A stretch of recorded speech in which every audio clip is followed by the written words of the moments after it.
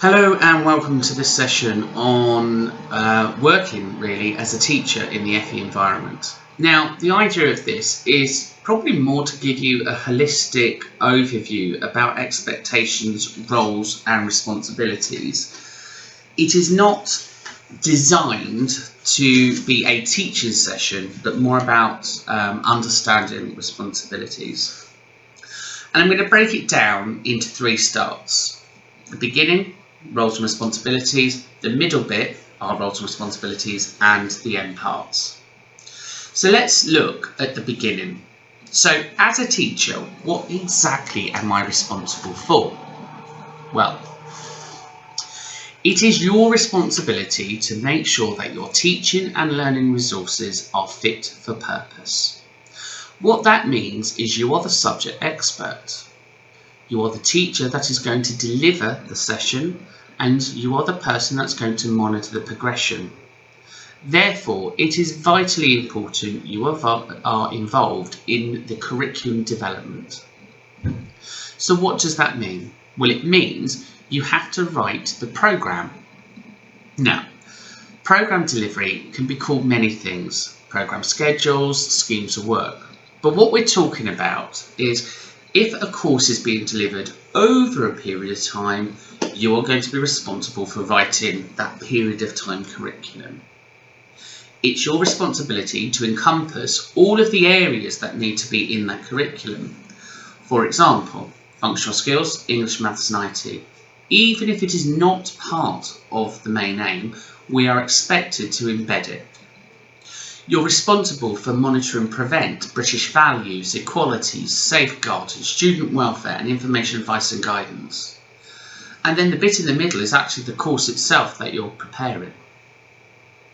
If you're teaching, at this point, you're not necessarily responsible for the end assessment. So the end assessment might be done via a traditional NVQ assessors route or the new endpoint assessment method route. So it's important you understand which method of assessment is taking place. But again, that would normally be written into the programme delivery. I have done another video on how to produce a schedule for programme delivery, and it's important you watch that if you're not sure. But what is important, it is your roles and responsibility to devise that.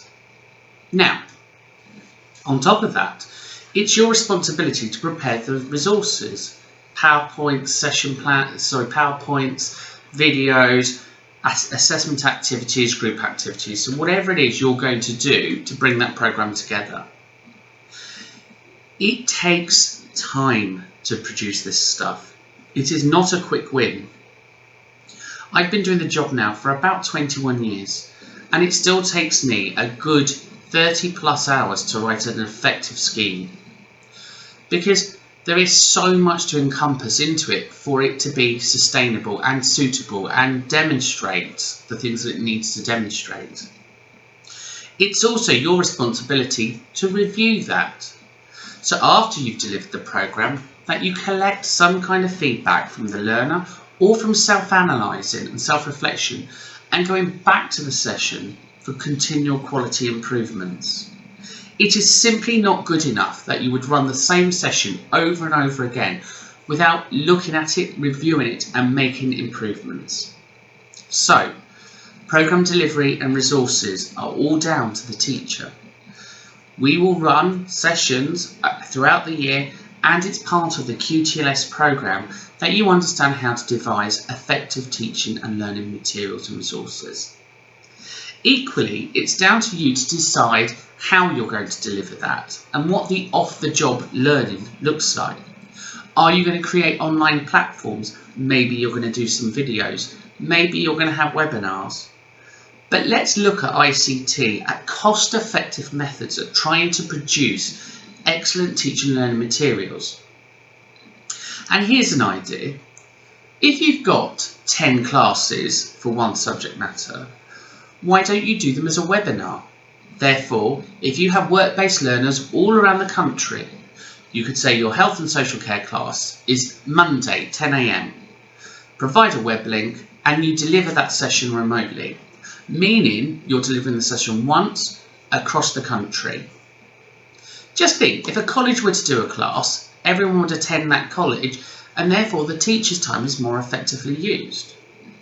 There's nothing worse than delivering the same session over and over again as a teacher, when actually you could have recorded that and used different methods to try and improve and push that forward. So, programme delivery, completely down to the teacher. The second thing is about the onboarding process of a student. So, before you take on any learners, it is your responsibility to ensure that you know some basic information about each learner. What were their initial assessments? What's their individual learning plan? What's their IAG?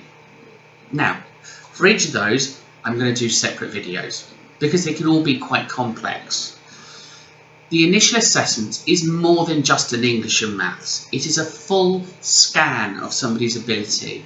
It's English, maths, speaking and listening, and sector skill scanning. The individual learning plan needs to be understood by all parties because that's what's tracking progression. And then finally, looking at any adjustments that need to be taken place. So do I need to make any reasonable adjustments? English as a second language, or maybe learning disabilities? Unless you have done some kind of onboarding with that learner, how are you going to demonstrate that you understand the learner's needs and class profiles? If you're not sure about each of those sections, again, I'm going to do videos so you can watch them and then understand the kind of stuff that you should be putting in there. The third thing is about then conducting learner reviews. Now, it's exactly what I've just called it, a learning review. Not an assessment review, not a teaching review, but a learner review. Meaning we are reviewing the learning that has taken place and progression. And this normally is a three-way process. Again, if you have taught the programme, you are expected to review the progression of the learner. Another video on that one, so please watch it. And then finally, wouldn't it be nice if at some point throughout the year we did some kind of parent evening, learner evening, where we can sit down, or maybe a tutorial with the learner, and just discuss their progression to date, not necessarily in a formal way, but in an informal way, just to give a bit more advice and guidance and underpin the IAG. So, let's go back and look at some of those things we just spoke about. It's your responsibility to prepare the delivery programme. It's your responsibility to make sure that you have the right learner on the right course and you understand about the learner's needs and how you're going to monitor and track those needs. Finally, it is your responsibility to carry out the learner review and track that learner. Finally, at the end of the programme, it's your responsibility to ensure that the exit interviews have taken place and that the learner has a clear destination and endpoint. It is a huge responsibility to be a teacher, and a huge amount of effort and paperwork has to go in to keep on top of the teach and learn environments. Hopefully, the series of videos that we're creating will support you in underpinning some of the skills that you need. Remember, Ofsted aren't interested anymore in grading you from a grade 1 to 4. You are now either an effective teacher or an ineffective teacher. To be effective, it is all about habits. Good teaching habits. I'm prepared, I'm organised. Good learner habits. They're engaged, they know what they're doing, and we can demonstrate that they participate. If you need any further information, advice and guidance about the role of a teacher, I strongly and highly recommend you undertake the teacher training programme. I wish you all the very best of luck within your chosen career, and welcome to the team. Good luck, and hopefully we'll meet out in the field sometime.